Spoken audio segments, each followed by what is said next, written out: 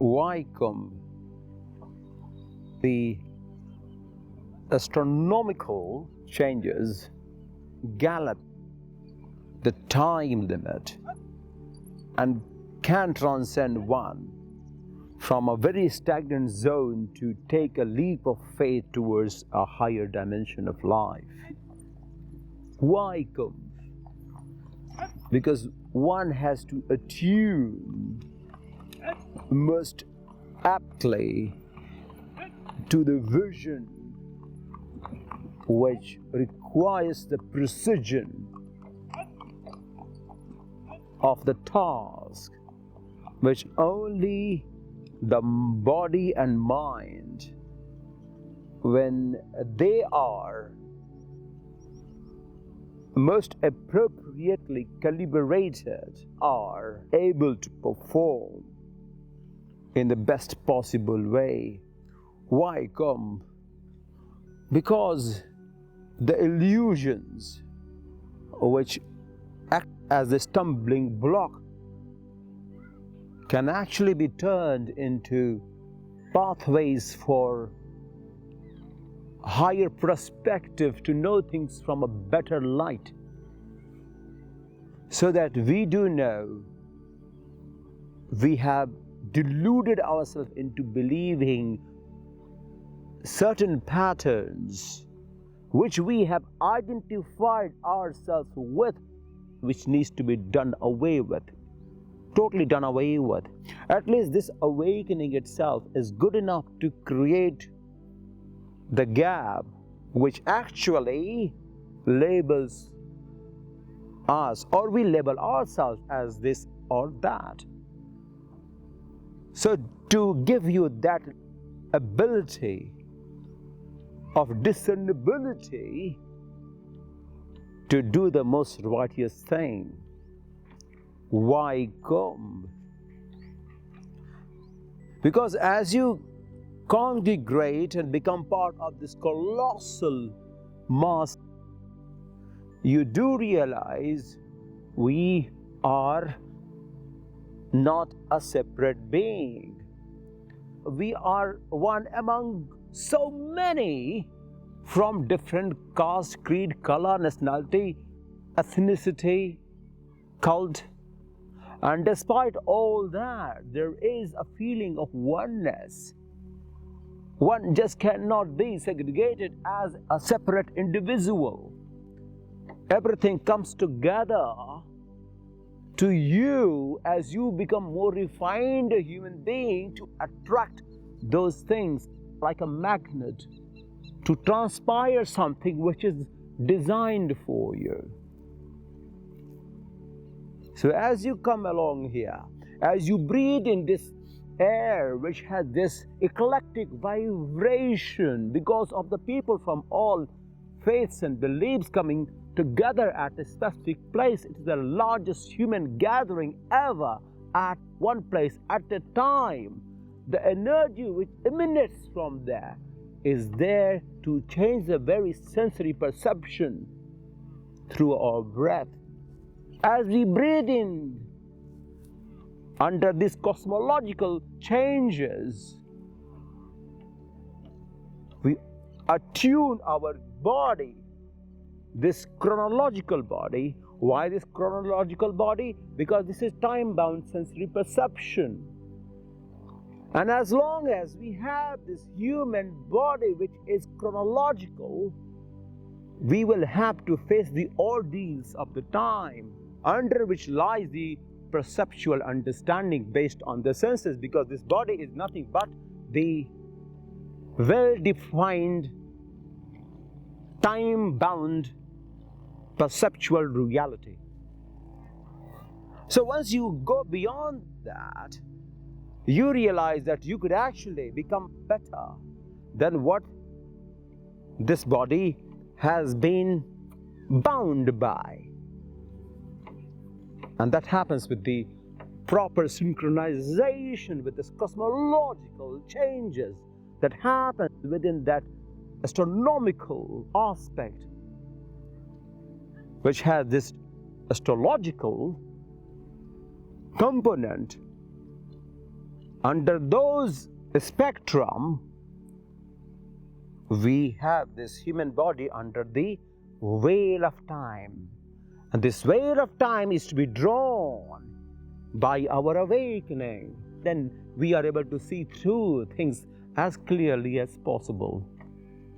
Not bound by the sensory organs to have a certain belief, but to be intercepted or intervened by some higher order of universal dimension rather than corporeal existence.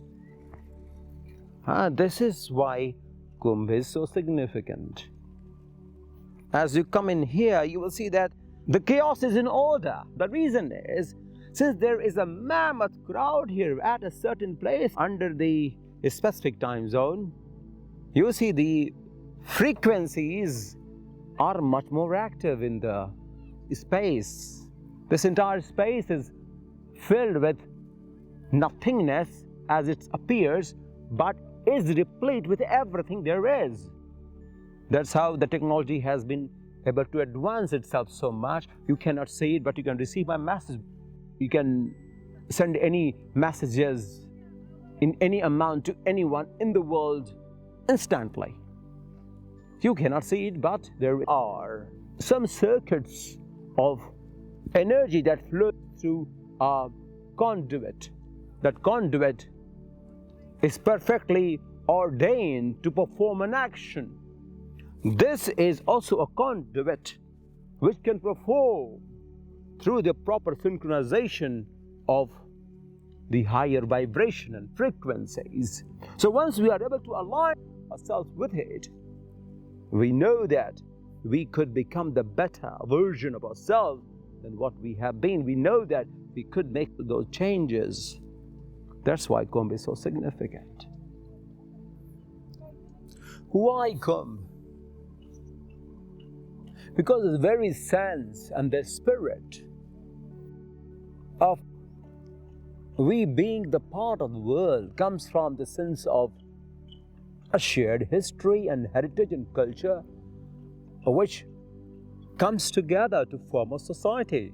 That's why people from different faith and ethnicity live in different parts of the world where there is a diverse population, and we tend to live in harmony. The very core values of humanity axis on the faith of humanity itself, which may have the form of religion. But to able to nurture the compassion for each and every one, for their belief, their sect, their ethnicity, their nationality, their caste, it is paramount to have the human values first. Because we all breathe in the same air. We all are the inhabitants of this earth. So as the river flows by here, we do know that if this one depletes, our existence as human being will also cease to exist one day. We all know that the ecological aspect of the earth is as important as the existence of humanity. To have them eroded is the approach towards annihilation of human race. And you realize it once you are able to see things from a higher perspective. That's why in our Vedas it says, Ayam nijaha paro vetti gadanam laghuchetasam. Ayam nijaha paro vetti gadanam laghuchetasam udar charitanam tu vasudhaiva kutumbakam. So, Ayam nijaha paro vetti. The very concept is not, this is mine, this is yours. Gadanam laghuchetasam. It means if you calculate like that, laghuchetasam is a very contracted vision of life. And you have to go from very contracted vision to expanded version of yourself. In that expandedness of your existence, vasudhaiva kutumbakam. The entire world is your family. The same concept of Ubuntu from South Africa, or the concept from Korea also, which says exactly the same thing. And in fact, this is the very basic tenets of Buddhism also, which Sanatana Dharma has always been flowing like a river to humanity across all time dimension. That's why Kumbh comes here as the principal concept on which the basis of humanity accesses. Why Kumbh? Because most of us have this rigid behavioral pattern which always seeks validation, and in pursuit of it we always try to promote ourselves. There's nothing wrong in it, but to get embroiled into it, to get yourself identified with it to the extent that it governs your inner well-being. It's like you do one thing which you think that you have done so well, that's fair enough, but may not be taken as greatly as you have thought it to be by others. In that scenario, you may likely get hurt or offended by the not so welcoming remarks about what you have done. So once we know that there could be a better understanding than this, we know that we cannot be instigated by any of these. We are very calm and composed.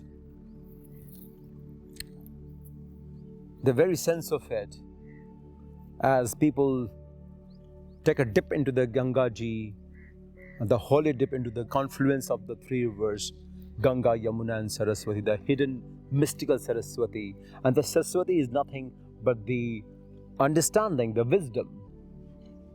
Once that is awakened within ourselves, we would not get stuck into this mediocrity of being approved by XYZ. We would not understand ourselves as one exuberance of success or the pitfall of failure. We would neither associate ourselves with greatness nor loss. We are not whimsically driven as we are carrying out something great. We could be very subtle. We could be very calm with all greatness.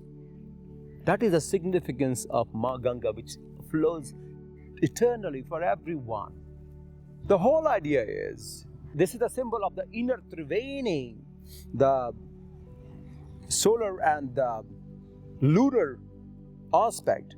If both are synchronized, if the body and mind are synchronized most aptly with the proper synchronization of the cosmological order, that cosmological order is the wisdom with which this body shall thrive, this mind shall be instructed. Once that is calibrated, we optimize our possibility of self-growth. That's why Kumbh is actually the nectar of life. It says that this is just a symbol of what lies within this universe as well. And there are some divine time under which the possibility of this is enhanced immeasurably towards a higher dimension of life, grander prospect of the human existence. That's why Kumbh is so magnificent and significant in its own way, and has been since time immemorial and will be eternally. Om Chitran Devanam Udagadanigam Chakshurmitrasya Varunasya Agnehe. The invisible form of the Almighty, which permeates into everything, is resurrected with its power under a specific time zone for all being, especially those who are here for a pious purpose, for their higher and deeper understanding of life.